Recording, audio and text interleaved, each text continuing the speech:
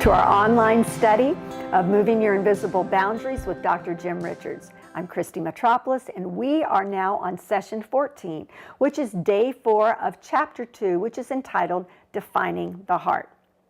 On page 27, Dr. Jim Richards says, "If the heart is the real you, you are only comfortable living a life within the bounds of who you believe yourself to be.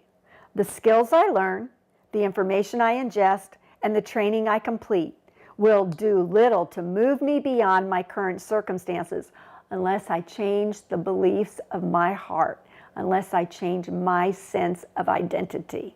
Wow, that is a lot to take in and a lot to ponder. Have you ever thought about that?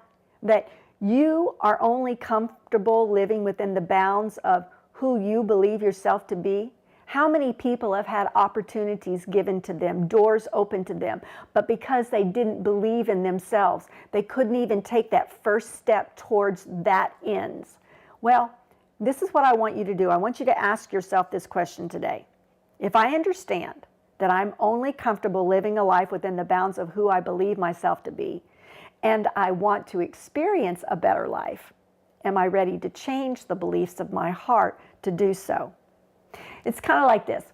You know, for you, let's say that you just decided that you needed to get healthier, so you begin an exercise program, but you haven't done anything to change the beliefs of your heart. You haven't meditated upon what would it look like, or what would you feel like if you were healthy and strong.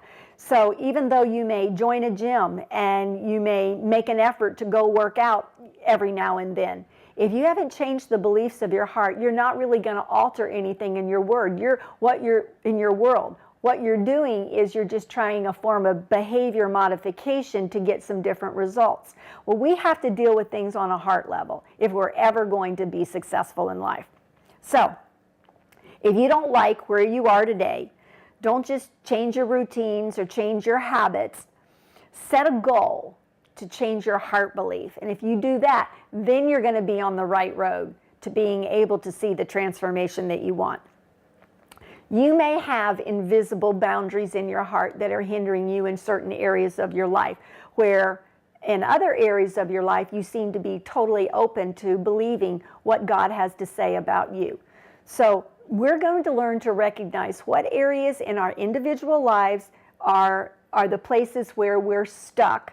And those are the things that we want to concentrate on. And this isn't something that you're going to have to dig around with. These things will emerge. Trust me. God's very gentle with us. He doesn't just throw us everything at one time and say, all right, here's where you're a mess, and then he shows us everything in our life where we believe wrong. Really, these things are going to emerge just naturally as you go through this program. And when you identify a wrong belief, just deal with it right then. On page 28, Dr. Richards says, "The heart always moves you to live within the boundaries harmonious with your sense of identity.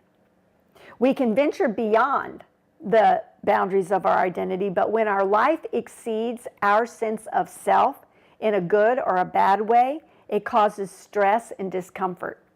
People who try and fail repeatedly do so because they're trying to bring about life changes from the outside instead of the inside. They are a slave to the boundaries of their heart.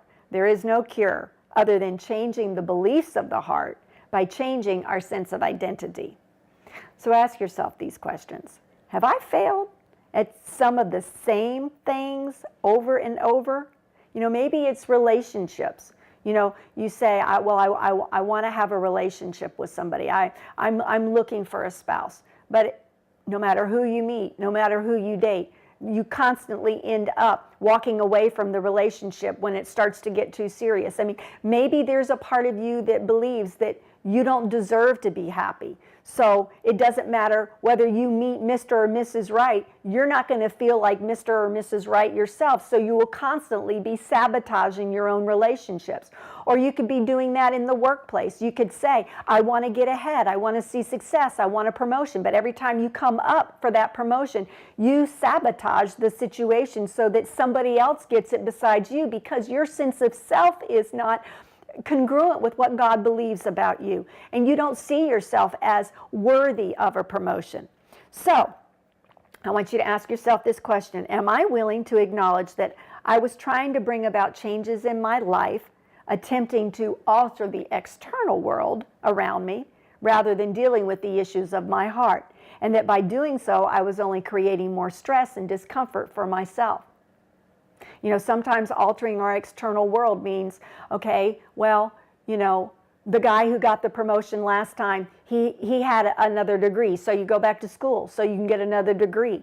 Well, that degree is great, but if you don't believe yourself to be worthy of the promotion, it doesn't matter how many degrees you have behind your name. You're not going to present yourself to your employer as somebody who's worthy of that promotion.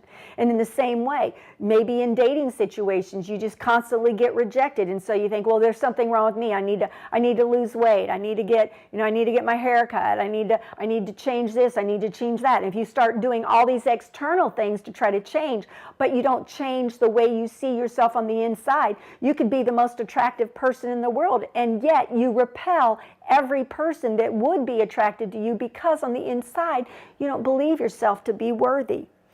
So what we need to stop doing is blaming our external world for our problems. Horrible stuff happens, okay? Stuff happens all the time. And we can't control everything that happens, but what we can control is the belief of our heart. So what I want you to do today is I want you to determine that you are not going to be denied anything that Jesus has bought, paid for, and redeemed you from. I want you to be able to say, if this is the promise of God for me, I want to live in the fullness of it. And you're doing this now by making a quality decision to say, I'm going to believe God's word about me. I'm going to embrace what God says about me, and I'm not going to put blame anymore on anything else that's happening outside of my world, because all of those external circumstances are subject to change. So, until next time, this is Christy Metropolis reminding you, you can move your invisible boundaries.